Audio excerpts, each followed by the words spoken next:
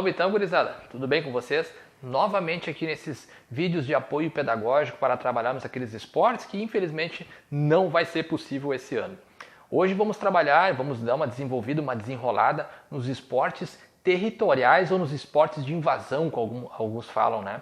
Nós podemos tanto denominar com uma ou com outra, né? Se bem que esportes de invasão é um termo um pouco forte, né? Mas ele é bem típico desse tipo de modalidade mesmo. Porque qual é a característica desse esporte?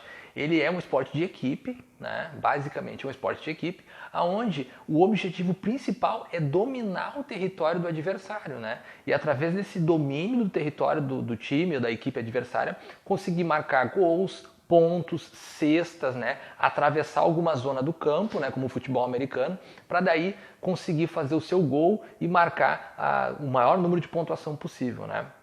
E o interessante dessas modalidades é que elas têm que alternar tanto o ataque, né, controlando também a defesa. Não pode todo mundo subir para o ataque e também não pode ficar todo mundo só se defendendo, senão não consegue atingir o objetivo do outro.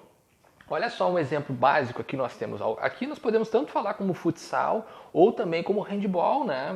Vamos trabalhar com as duas formas. Nós temos aqui um território da equipe azul e um território da equipe vermelha. Né? Então, e aqui temos a bola, né, simbolizada aqui. O objetivo, então, de uma equipe ou outra é avançar ou para um lado ou para o outro. Vamos supor aqui que os azuis estejam querendo dominar o território, né, para literalmente empurrar o time vermelho para o seu território para tentar marcar o gol, no caso do futsal, né? E aí vamos inverter agora falando como se fosse um handball, né? O time vermelho fazendo a mesma coisa. Então é um jogo de domínio de território, basicamente.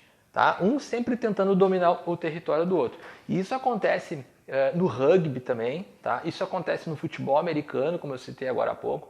Isso também, um outro exemplo interessante é o basquete. O basquete é um jogo de muito território, né? De muita marcação.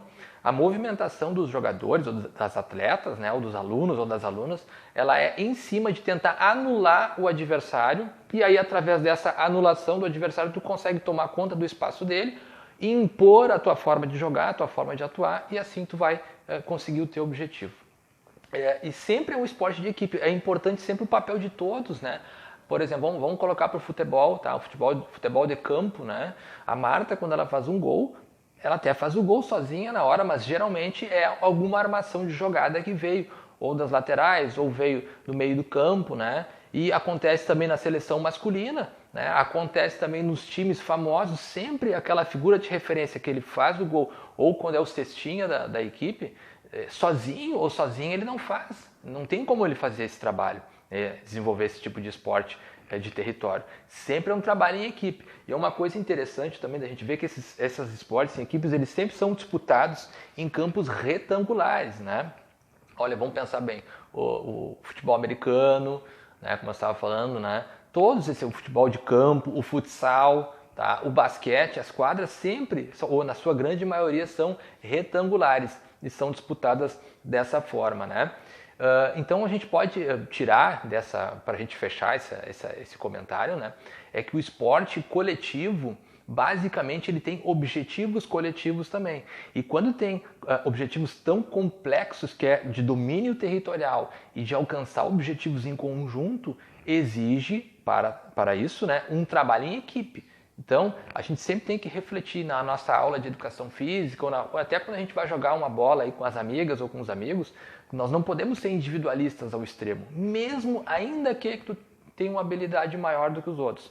É preciso que tu pense de forma coletiva para poder se sair bem em um esporte de território igual a esse.